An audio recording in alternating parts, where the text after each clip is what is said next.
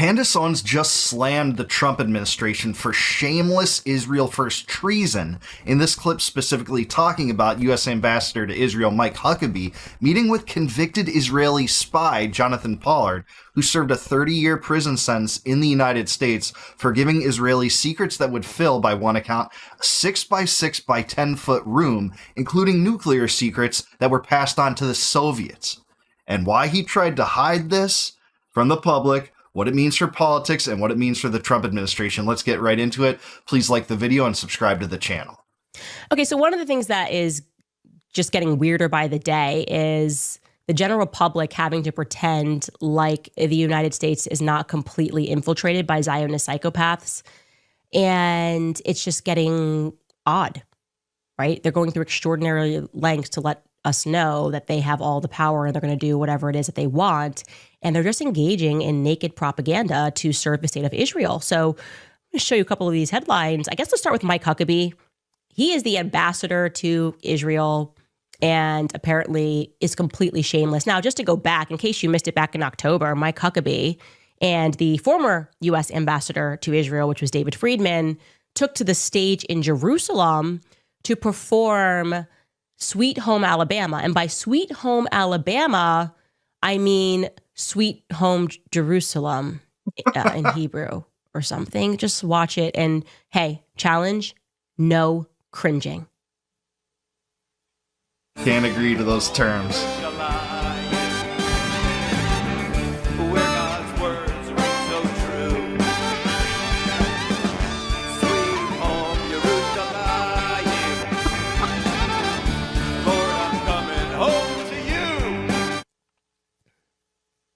I'm starting to think that Israel wants us to hate them.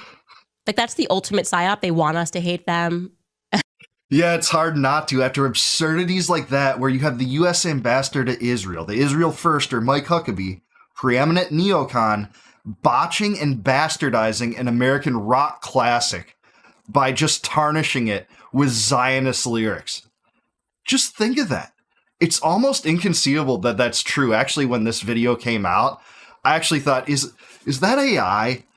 Would they do something so preposterous? And it's just yes. The answer is always yes, over and over and over. And it gets dumber and dumber and more of a slap in the face every single time. And then Huckabee meeting with Pollard after, by the way, campaigning to try to commute or parole him in previous administrations came to fruition. They tried to conceal this meeting.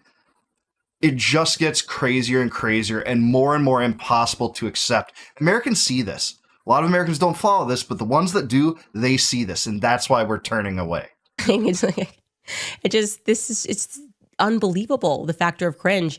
And if that's not humiliating enough, Mike Huckabee just went over to Israel and met with Jonathan Pollard. Okay, Jonathan Pollard, if that name is not familiar to you, is a literal convicted Israeli spy. This is the headline. Yeah. There he is. Seems like a good guy. American who spied for Israel says he met Ambassador Mike Huckabee to thank him for his support, because he did support him. Jonathan spent 30 years in prison on espionage charges after being found to have pretended to work for the American government, but was actually working to pass documents over to Israel. That's kind of a theme. Our greatest ally. It's just a theme with our greatest ally. And despite being found guilty, despite spending 30 years in prison, people were saying we should be kinder to this guy. And Huckabee was among several pro-Israeli politicians who advocated for Jonathan Pollard to be released. And he, when he was released, was welcomed in Israel. Like the red carpet was rolled out for him, I think, literally. And I think Bibi Netanyahu met him on the runway. Like, you served us well. And that's exactly true. Fact check true. And guess whose private jet was used to fly him from the United States to Israel? You guessed it, Miriam Adelson's. What a surprise. What a coincidence, right? He used Miriam Adelson's private jet, went over to Israel. We played this video on a previous video where I was talking about Nick Fuentes talking about this. But he literally went down the stairs onto the tarmac. Netanyahu was there. Before he shook Netanyahu's hand, he kissed the ground. He was given a hero's welcome. The red carpet rolled out for him and greeted as a hero ever since. And there's been a lot of, half-truths about this, so I'll just clear that up. Originally, Pollard got a life sentence with the possibility of parole. Well, the Obama administration granted him parole in 2015. But his terms of probation were 5 years, and those expired during the Trump administration in 2020. Trump's DOJ did not expand his parole stipulations, which it did have the power to do. So both presidents are culpable for this. He was never pardoned. He was never commuted. But Trump did pardon Pollard's handler on the last day of his first administration. So I hope that clears up some misunderstandings around this. Who cares? The American people suffered. So you'd think Mike Huckabee would go, I'm not going to meet with him because that shows that I am an Israel firster, but there is just a level of shamelessness that, I don't know. What was it that Carolyn Levitt said? They asked Carolyn Levitt about this at the White House, and she said, and I quote, "The White House was not aware of that meeting, but the president stands by our ambassador." Well said, Caroline. Yeah, just think of that. They're so brazen that they won't even reject the horrible optics of this. They will just back that. They will just dig their heels in support of this, despite how shameful and shameless this is. It's just so insane to tolerate, and they don't even care anymore. Sometimes I just think they're trying to do whatever they can in an Israel first direction just to see what they can get away with. Yeah, we're going to meet a convicted Israeli spy and then back it from the presidential spokesperson. Insane. I mean, I didn't know he was going to meet with a traitor, but we stand by him anyway if he's meeting for a traitor. And the reason we stand by him is because we're all traitors. We are all treasonous. I hate everyone. I hate that this is allowed. I think it's fair for us to hate that it's allowed. And we do have a bunch of treasonous spies. Their job, I guess, is to further enslave us to the gang colony in the Middle East that is pretending that they have been ordained by God to murder. And yeah, I don't know. There is some comedic relief coming, though. Tim Dillon covering anything is always hilarious. And he is covering the occupation of our media because it's just so in our faces now. It's never been this in our face, you know?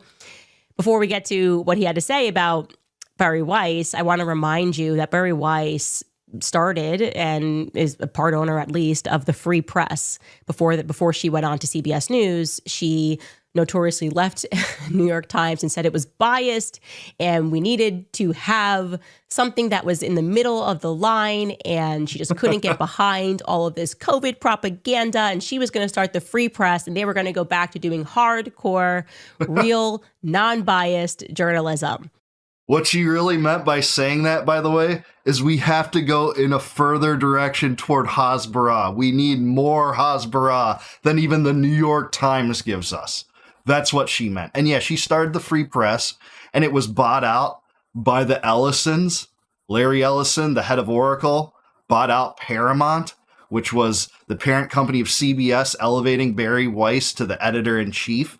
And they valued the Free Press at, get this, $150 million.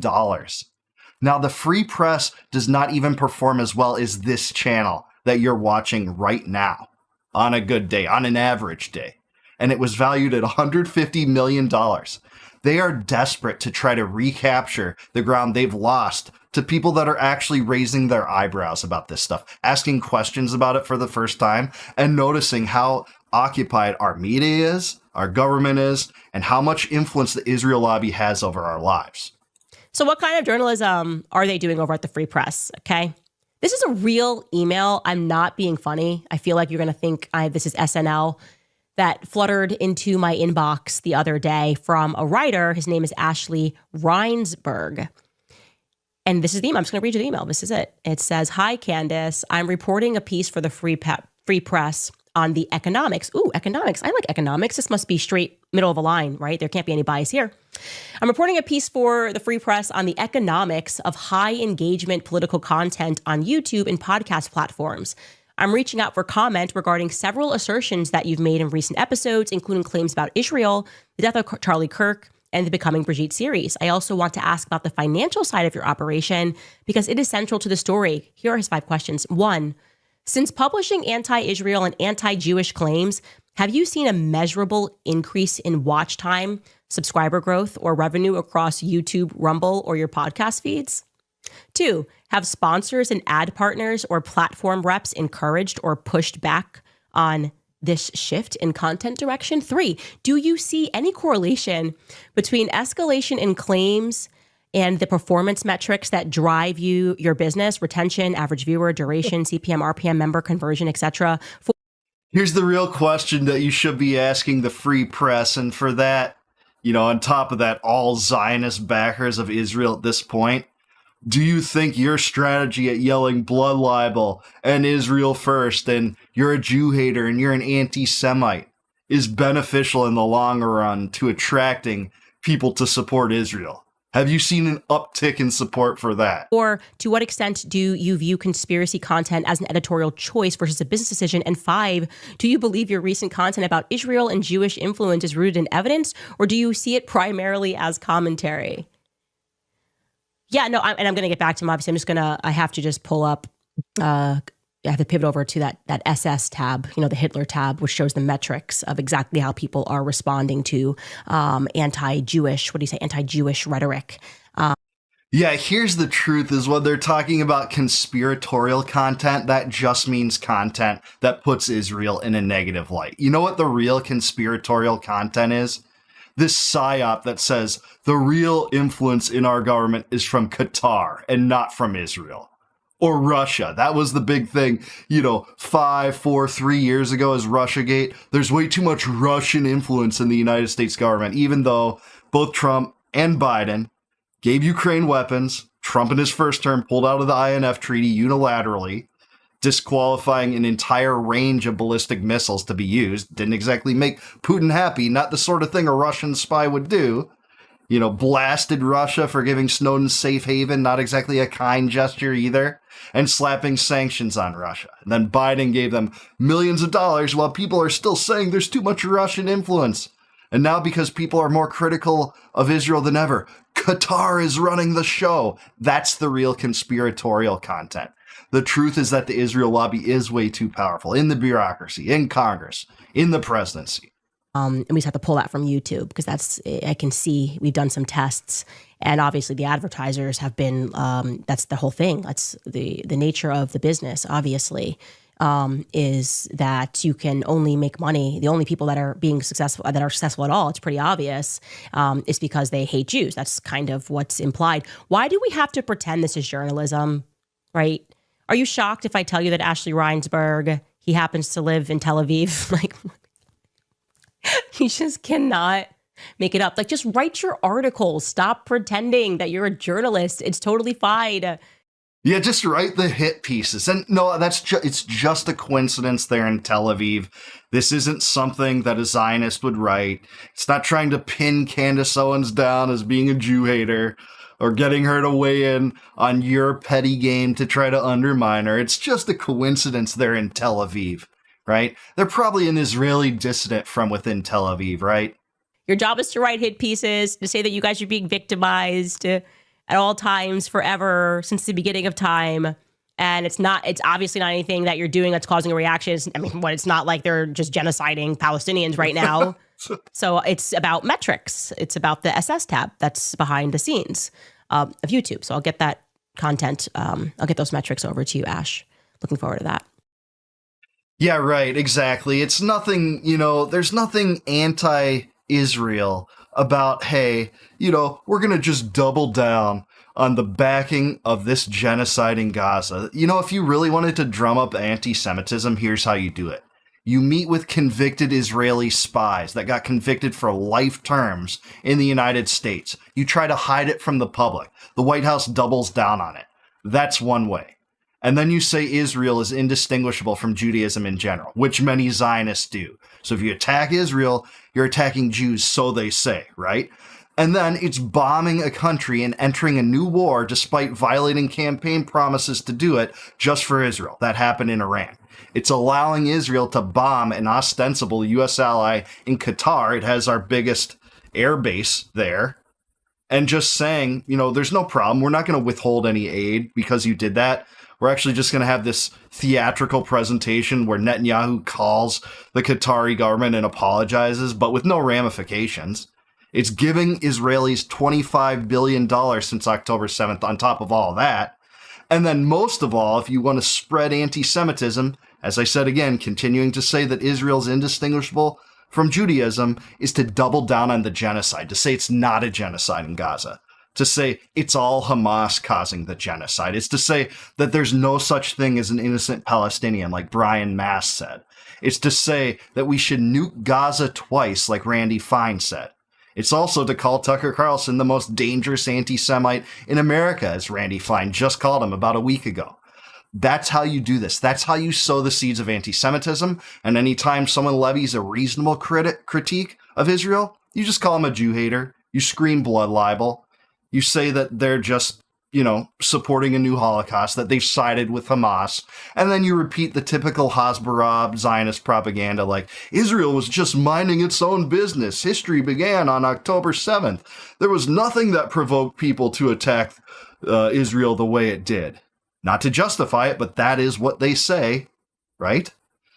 So Candace is right on the money here. The Pollard thing is such a shameless action on the part of the United States and on the part of the Trump administration. Huckabee should easily face impeachment for this.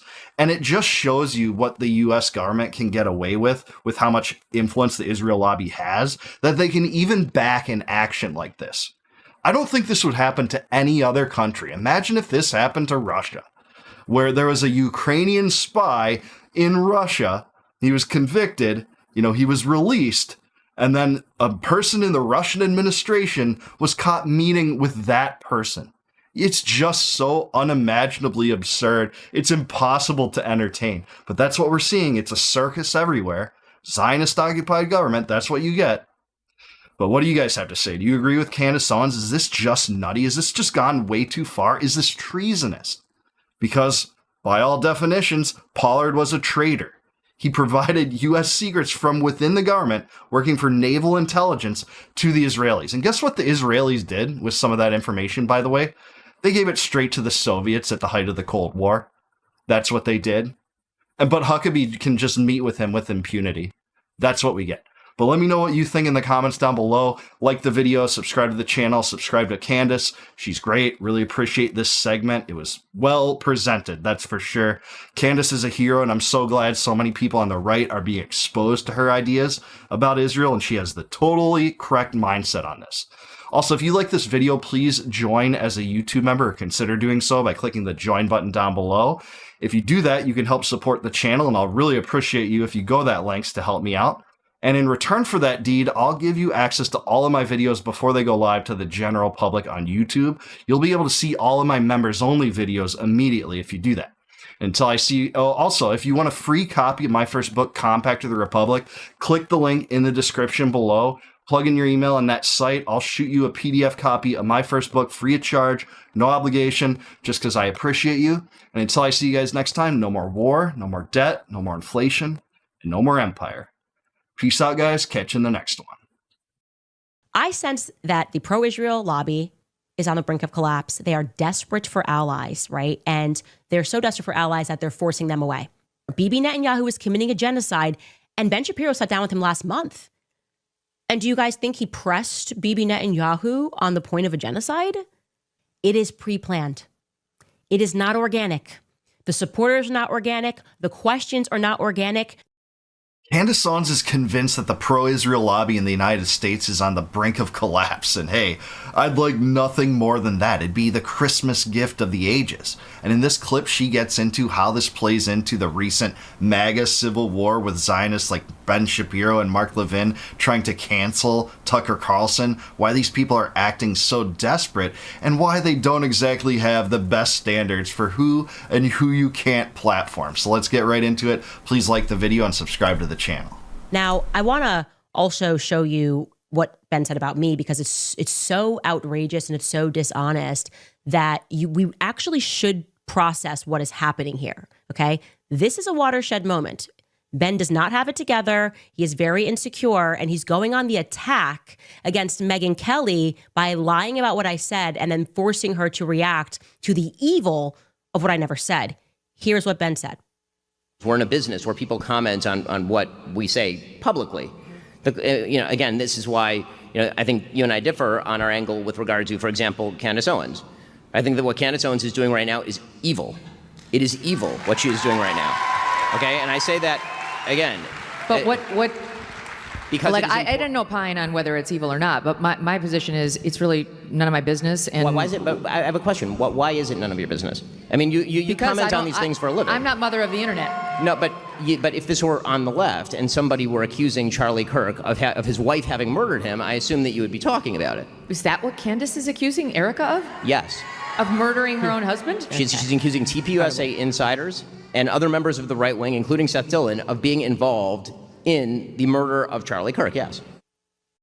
Absolutely untrue. I've seen every episode. This is a total lie. I have, reason to believe that Ben Shapiro knows it's a lie and he cares more about the narrative than the truth, as do all Hasbara-obsessed Zionist stooges. It's absolutely untrue.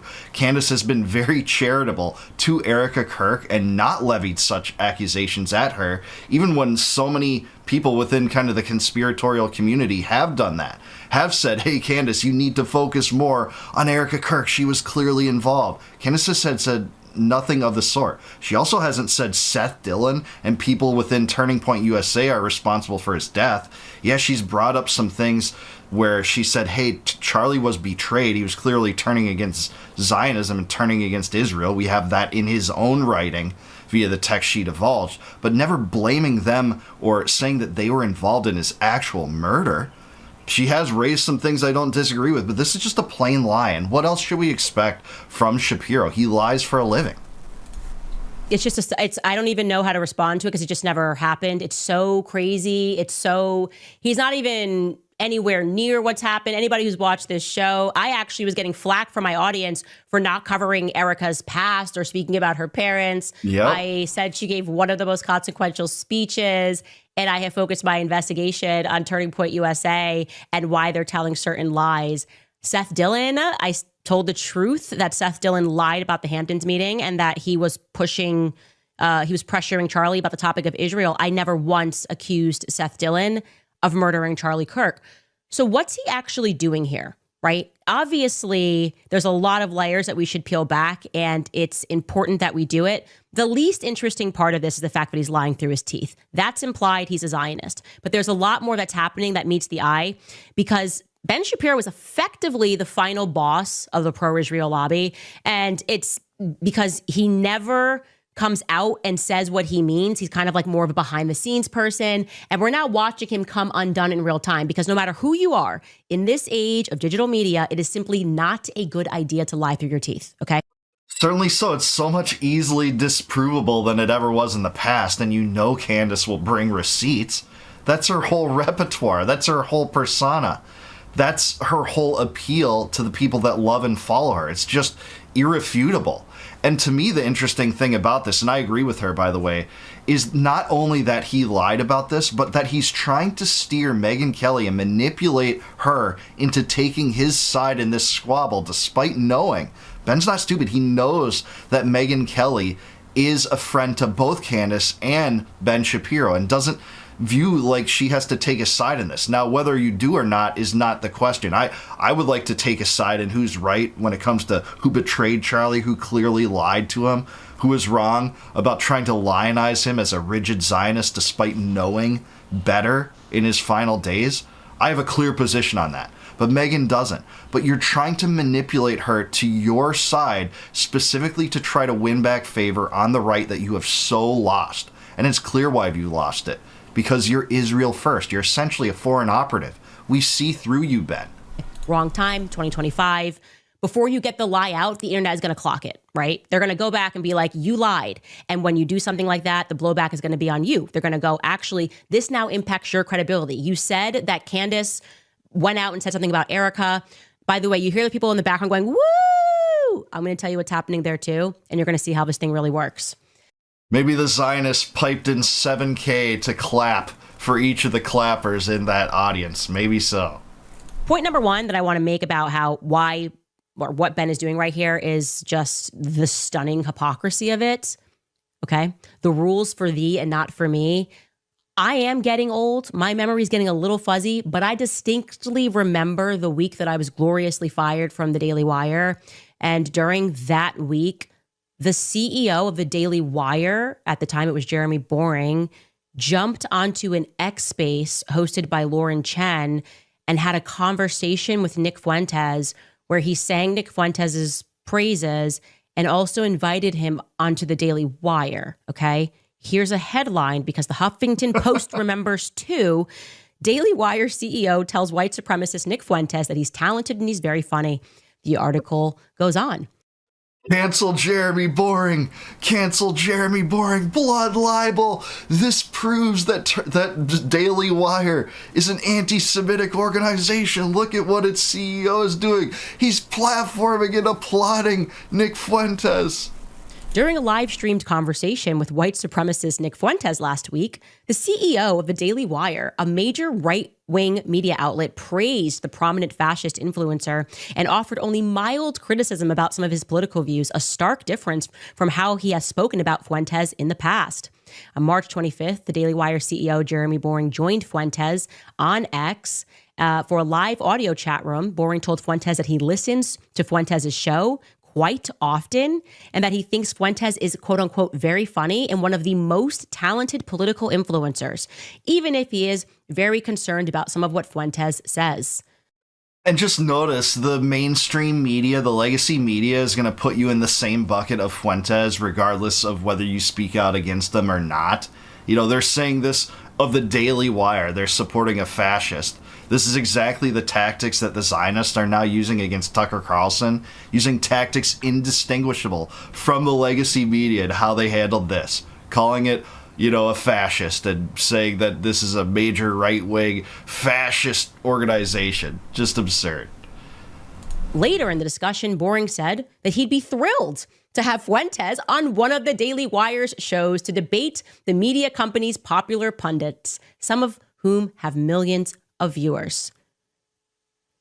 This happened. So I want you just to remember this because I feel like people are not appreciating how hypocritical it is that he's now trying to struggle session Megyn Kelly because, he had Fuentes on the show when the Daily Wire position in 2024 was that their CEO could talk to Nick Fuentes publicly, praise Nick Fuentes publicly, and also invite Nick Fuentes onto the Daily Wire platform.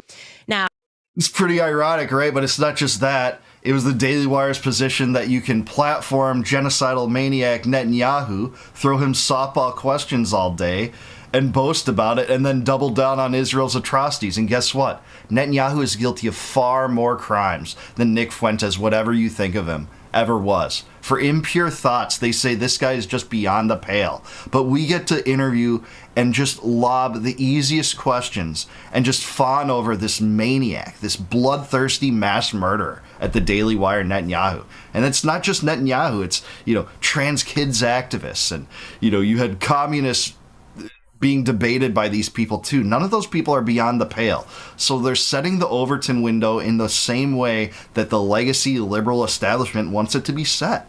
This is the uniparty. This is the Zionist plan to try to retake this narrative that they've just lost with the public. Now, another point that I'd like to make is the stunning hypocrisy again and again when you stop and you consider that he's pressing Megyn and referring to this as an evil, the thing that I never said or did. But this is the same Ben Shapiro that roots the destruction of Gaza on. He supports and congratulated Randy Fine, who has literally tweeted laughing at photos of dead Palestinian babies. But I guess Tucker Carlson speaking to Nick Fuentes is just so much worse than celebrating, and not just celebrating, interviewing a man who is committing an actual genocide. Yes. Okay? Yes. That's not up for debate. That's what they're trying him for. Bibi Netanyahu is committing a genocide, and Ben Shapiro sat down with him last month. And do you guys think he pressed Bibi Netanyahu on the point of a genocide? I don't understand how you could just go out there with your hair on your chest and you're just like, yeah, how dare you? How dare you not make a comment, Megyn, about Tucker Carlson? How dare you not make a comment? I care now about Charlie Kirk now that he's dead. I care about him and what's happening. Candace trying to find out who killed him. That's evil. Yeah, the striking hypocrisy is being noticed. Let's just say the great awakening of the noticing continues. And it's over stuff like this. Their tactics are backfiring so spectacularly when they don't even see the hypocrisy of their own, judgment and their own machinations. I totally agree with Candace. The only thing I'll push back at is they're not charging Netanyahu in Israel with committing a genocide. They're charging him with fraud and corruption, and he would have gone down for that. That was a major political scandal in Israel in, I think, 2022 and 2023, maybe even earlier than 2022. He was going to go down for that. Those charges are still on the table. They've just been delayed as Netanyahu unfurls this genocide in Gaza and attacks 7 of his neighbors and then says, hey, we need an 8th front that's propaganda in America. It's just been delayed. That's what they're charging him under. The government of Israel, I hate to say, is totally kind of on board with his plans in Gaza. It's horrifying, but that is the truth. There are dissidents within Israel. They're few and far between. You're lying. You lie when you have nothing left. So the question becomes, what is Ben actually doing here? Because it's certainly not principled. I think we can put that to bed. It's actually also risky behavior when it comes to Ben Shapiro. Like, he doesn't usually come out of the gate like that. And I think a couple of things are driving this unforced error. One, I do believe that he is actually scared of Nick Fuentes, okay? I think that fear comes from guilt. Nick's backstory, don't care what you think about him. You already know I don't like Nick Fuentes because of how he treated me. But the backstory is compelling. I learned the backstory listening to Jeremy Boring, the former CEO of Daily Wire, sit down with Nick. So right after I'd been fired, and I didn't know what Ben and Jeremy admitted that they did to him. And so I think if you artificially push somebody out of the market, and Ben has never come out and denied anything that Nick Fuentes has said, also Jeremy Boring didn't deny it in a conversation with him, so we have to assume the story is true. And given what I know about what happens now, I think, and what Charlie was going through, I think we can all realize that Nick was an 18-year-old kid, like he told Tucker, and now the whole world knows this story. He started asking questions about Israel, and he got artificially pushed out of the market when he had his whole life ahead of him, okay? And now, when they did this because they wanted to rid themselves of Nick Fuentes, who then became angry about it and definitively has said very offensive things on the internet, but also he was 18, 19 years old. Now you see him on Tucker Carlson. You don't like Tucker Carlson, and I think it makes him uncomfortable. It sure does. That's probably an understatement. I generally agree with Candace. Look, what we have here is Ben Shapiro, who's fearful of facing a debate opponent who's formidable on the Israel issue. And that would be Dave Smith or Nick or someone else that's very studied in this, Norman Finkelstein. They would all mop the floor with him because he doesn't care about the truth about Israel's past, the perverted nature of this relationship. He doesn't even seem to talk about the history of it much because it's indefensible. It's indefensible on the basic tenets of morality outside of, hey, libertarianism or non-interventionist foreign policy. It was a massive land grab, stealing property from people and redistributing it to others on a global scheme, on a global level supported by the US and UK predominantly. So his complaint that this just legitimizes Nick Fuentes. It's like, if I was to debate Nick Fuentes, it's like, what are you talking about? That wouldn't even legitimize you, and Nick is so much bigger than you now in Rumble. You're losing your influence. He's gaining it. People are turning away from the Israel First narrative. Yeah, you still have some viewership, but you are being knocked down pegs by people like Tucker Carlson and Candace Owens and Nick Fuentes, who, if he wasn't banned from YouTube, he'd probably have more followers than you, by the way. I think he has 5 million on Rumble right now. So that would legitimize Nick Fuentes. No, Nick Fuentes has arrived regardless of what you think and regardless of whether you like it. That's just the truth. I think we're in Harry Potter, right?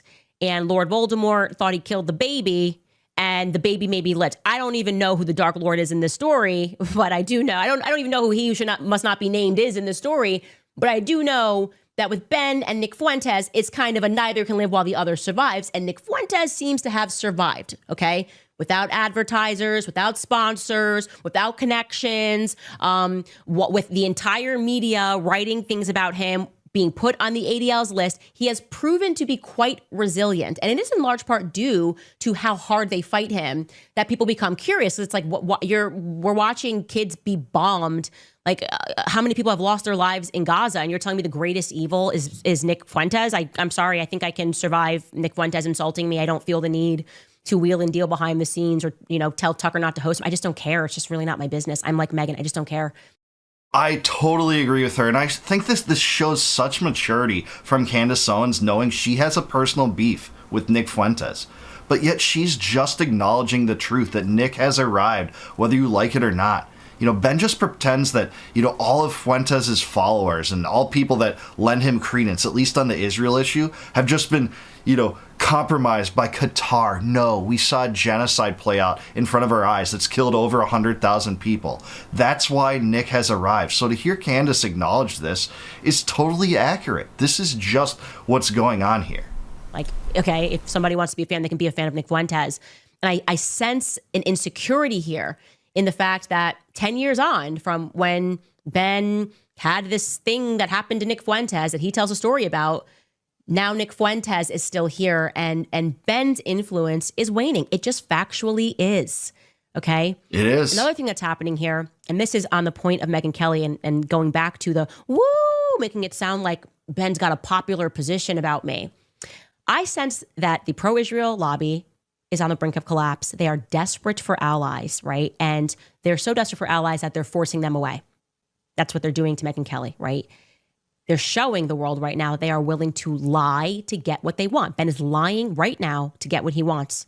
And for whatever reason, the pro-Israel lobby believes that this repeat failed strategy of lying and threatening people is going to work. Yeah, it's not. I'm totally with her there. Now, I'd clarify. I think the pro-Israel influencers are on the brink of collapse. I don't think the pro-Israel lobby is quite on the brink of collapse. Yeah, American opinion has turned en masse against this catastrophic, unholy union between the United States and Israel. It won't play out in our politics for some time. Certainly not in 2028. I don't think so. Maybe in a decade, because all demographic shifts are showing that. But the Zionist influencers are losing credence, are losing influence, are losing pull on our American politicians gradually. That is true, and that is why they're acting so desperate. And it is backfiring. I think that's the best point, is where are the Zionists out there that are taking a look at this as it's playing out, as this is just completely losing Israel ground in this propaganda war, in this war for information and the information that would lead people to the truth and discard this relationship? Where are those Zionists saying, Ben, Mark, Randy, what are you doing? This isn't working. We need to retool. We need to try something else. I just don't see those voices. They're all hysterical, thinking that a Holocaust is around the corner, but denying the Holocaust playing out in Gaza. That's where these people are at. Now, you might be asking, well, how is Megyn Kelly being threatened here? This is exactly what Ben just did on stage. That is exactly the moral blackmail that Charlie was speaking about in the last days of his life, okay? Ben is morally blackmailing Megyn, right? He's sitting across from her. The threat is her reputation. He's standing there and he's saying, Candace is attacking a grieving widow and accusing her of murdering Charlie Kirk. Will you disavow this evil on the spot? And he's got these fake people going, woo, yeah. And you can see Megan's uncomfortable because she's like, well, did she say that? Man, like maybe that is evil. Like does that happen? And he doubles down. He's like, yes. She said, Seth Dillon murdered Charlie Kirk. Will you disavow this evil on the spot? That is moral blackmail. Are you a better person than to accept Candace Owens, who has attacked a grieving widow and is saying to that grieving widow that you murdered your own husband?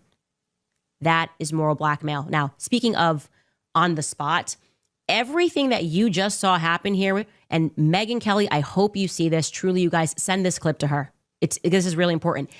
It is pre-planned. It is not organic. The supporters are not organic. The questions are not organic. That's the truth. It's moral blackmail. So beyond the lies that Shapiro told, and he did, they're provable. She hasn't said that.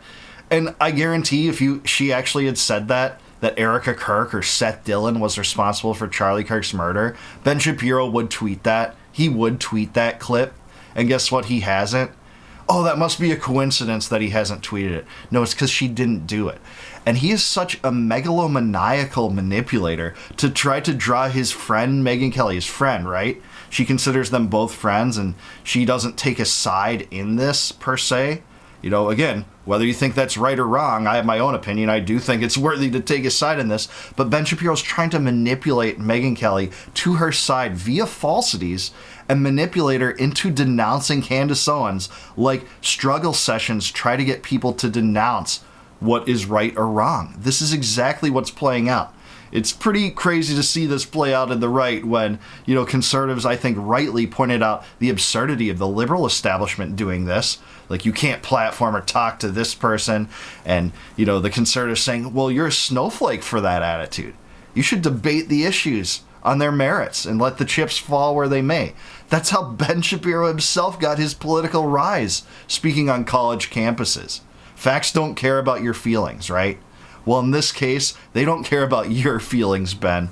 The facts are you're a liar, you're a Zionist, your side's losing the grip on the American populace. It'll be a while until it plays out politically, but you are losing that grip. And I'm here for every moment of it. But I do want to hear from what you guys think. Let me know down below. Is Candace Owens right about this? Is the pro-Israel lobby just losing its stranglehold on American politics? Are they on the brink of collapse? Is it just the influencers? Are they going to succeed in trying to take Tucker Carlson down? Let me know in the comments down below. Like the video, subscribe to the channel. Also subscribe to Candace Owens. Awesome segment. Great job, Candace. Keep fighting for this. Really appreciate you.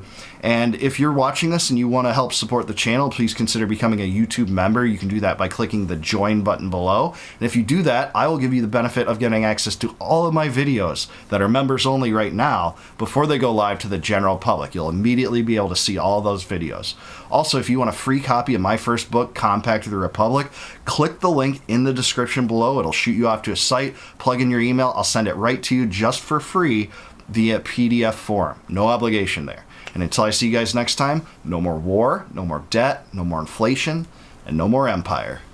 Peace out, guys. Catch you in the next one.